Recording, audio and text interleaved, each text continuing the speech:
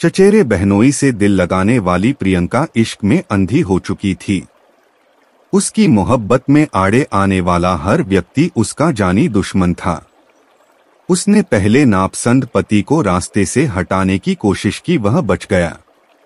फिर उसने जो किया उसे मोहब्बत की जंग में जायज कतई नहीं ठहराया जा सकता। पूरे शहर में दुर्गा पूजा की धूम थी। सड़कों पर देवी दर्शन और मेला घूमने की चहल पहल हो रही थी। विजयदशमी यानी 5 अक्टूबर की शाम थी। पंडालों में प्रतिमाओं के विसर्जन की तैयारियां जोरों पर थीं।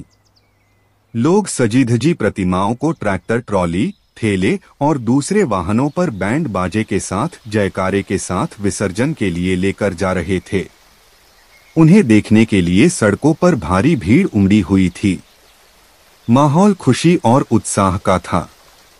मेला घूमने और उमंग से आनंद लेने वालों में लाल बाबू भी था। उसका घर बिहार के समस्तीपुर जिले में बांकीपुर गांव में था। वह किसान सुरेंद्र राय का 32 वर्षीय छोटा बेटा था। उसे लोग लालू राय के नाम से भी जानते थे। उस दिन शाम के करीब 5:45 बजे उसे अपराधियों ने दरवाजे पर ही गोलियों से भून दिया।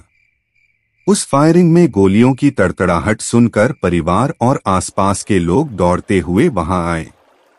उनके पहुंचने से पहले ही हमलावर हथियार लहराते हुए बाइक से भाग गए। लाल बाबू राय की घटनास्थल पर ही मौत हो गई। वह किशनपुर से दुर्गा पूजा का मेला घूमकर लौटने के बाद अपने घर में टीवी देख रहा था। उसे एक युवक घर से बुलाकर दरवाजे तक ले गया था। वहां पहले से घात लगाए एक बाइक पर हथियारबंद हमलावर मौजूद थे। उन्होंने ताबड़तोड़ फायरिंग कर गोलियां बरसा दी। बुरी तरह जख्मी लाल बाबू को घर वाले अस्पताल ले गए, जहां डॉक्टरों ने उसे मृत घोषित कर दिया।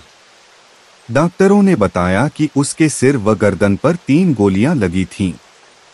गांव वालों की सूचना पर कल्याणपुर थाने की पुलिस घटनास्थल पर पहुंची और मौके की जांच की। पुलिस को वहां से कारतूस के 3 खोखे और 3 जिंदा कारतूस मिले।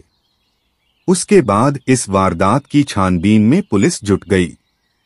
इस संबंध में लाल बाबू के पिता सुरेंद्र राय की तहरीर पर 7 अक्टूबर 2022 को थाने में अज्ञात हमलावरों के खिलाफ आईपीसी की धारा 302/34 आईपीसी एवं 27 आर्म्स एक्ट के तहत रिपोर्ट दर्ज की गई। लाल बाबू हत्याकांड से पूरे शहर में सनसनी फैल गई। मामले की तहकीकात और हमलावरों की गिरफ्तारी के लिए समस्तीपुर के एसपी हृदयकांत के निर्देश पर सीओ मोहम्मद सहबान हबीब फाखरी के नेतृत्व में एक एसआईटी टीम का गठन किया गया। टीम में कल्याणपुर के SHO Gautam Kumar, inspector Akhilesh Kumar Rai, reserve police बल के इंस्पेक्टर राहुल कुमार, तकनीकी सेल के इंचार्ज इंस्पेक्टर अनिल कुमार सिंह, संजय कुमार सिंह आदि शामिल किए गए। इनके अलावा कल्याणपुर थाना और रिजर्व पुलिस बल के जवानों में अखिलेश कुमार, प्रभात कुमार, निरंजन कुमार भी थे।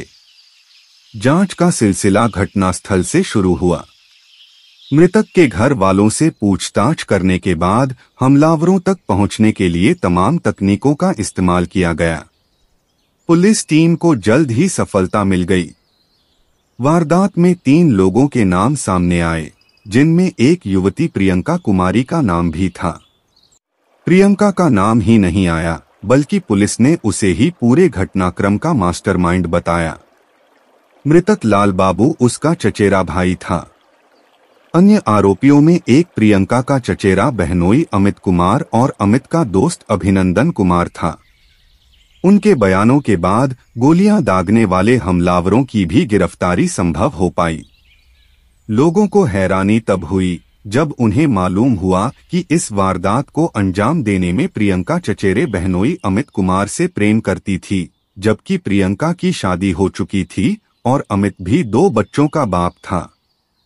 प्रियंका की शादी 1.25 साल पहले 25 जुलाई 2021 को दरभंगा जिले के रमौली गांव निवासी शिक्षक रामपुकार राय के एकलौते बेटे विजय कुमार राय के साथ ही हो चुकी थी। उसका दुरागमन गौना नहीं हुआ था। उसके लिए परिवार वाले तारीख तय करने की योजना बना रहे थे, जबकि वह अपनी शादी से खुश नहीं थी। उसने अपने माता पिता के अलावा परिवार में सभी को खुले तौर पर बता दिया था कि उसे पति पसंद नहीं है। इसका उसने जो कारण बताया वह परिवार के लिए और भी चौंकाने वाला मगर अमान्य था। दरअसल वह अपने ही चचेरे बहनोई के प्रेम में पागल थी, जबकि जीजा और साली के बीच के इस प्रेम को परिवार किसी भी सूरत में स्वीकारने वाला नहीं था। यह उसकी एक सनक थी जिससे दो जिंदगियों की खुशी और शांति में खलल पड़ सकती थी। दरअसल कल्याणपुर थाना क्षेत्र के बांकीपुर गांव निवासी वीरेंद्र राय की एकलौती बेटी प्रियंका मनियारपुर गांव निवासी बीरबल राय के बेटे अमित कुमार राय से प्रेम करती थी, जबकि उसकी शादी वीरेंद्र राय के बड़े भाई सुरेंद्र राय की बेटी पिंकी के साथ सन 2013 में ही हुई थी। इस तरह से प्रियंका रिश्ते में अमित की चचेरी साली थी। दोनों किसान परिवार खुशहाल जीवन गुजार रहे थे। प्रियंका को अमित शादी के समय से ही पसंद आ गया था।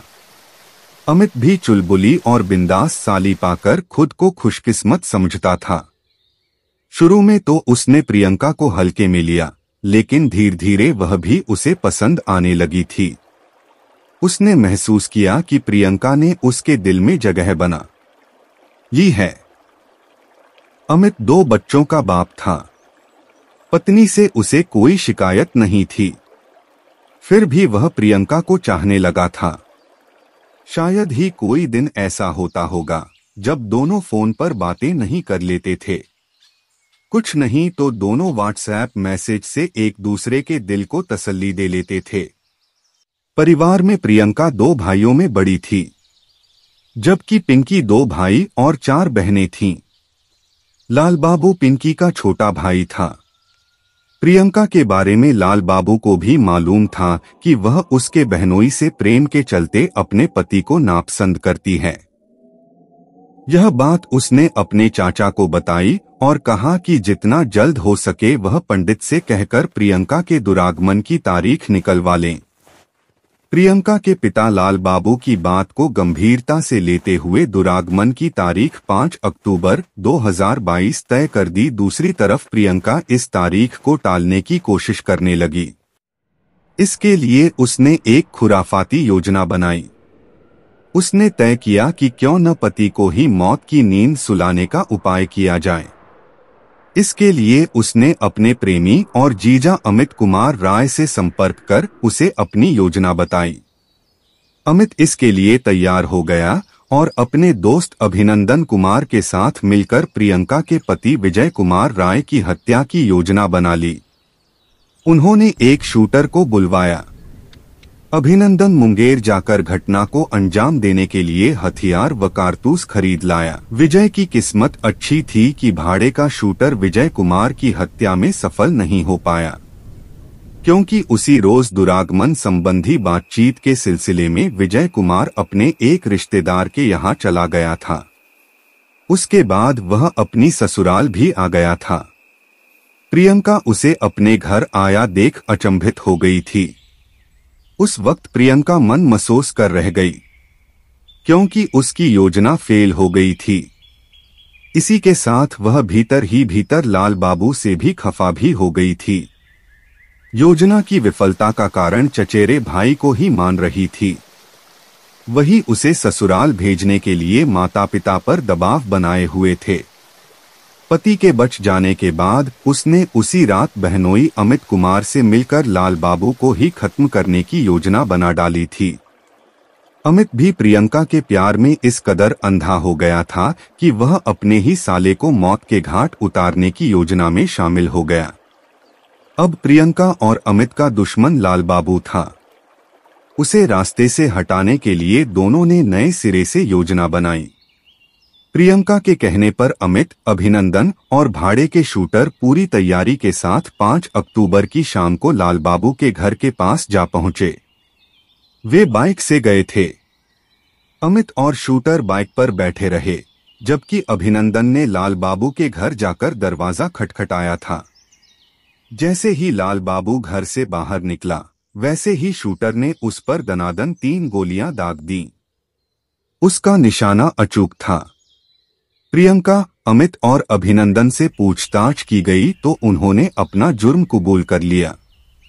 उनकी निशानदेही पर पुलिस ने हत्याकांड में इस्तेमाल की गई बाइक भी बरामद कर ली। पुलिस ने उससे 2 देसी कट्टा, 11 जिंदा कारतूस और मोबाइल फोन बरामद कर लिया।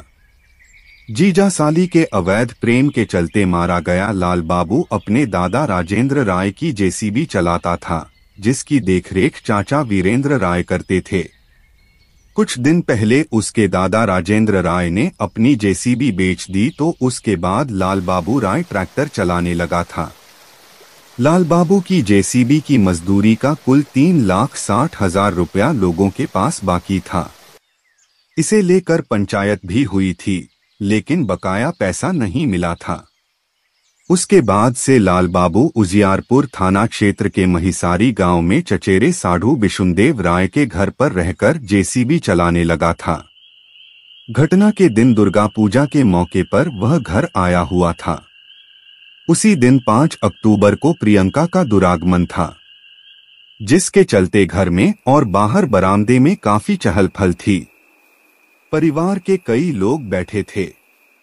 शाम के वक्त धुंध हल्का होने से ठीक पहले लाल बाबू देवी दुर्गा का विसर्जन देखकर घर आ गया था और कमरे में बैठा टीवी देख रहा था।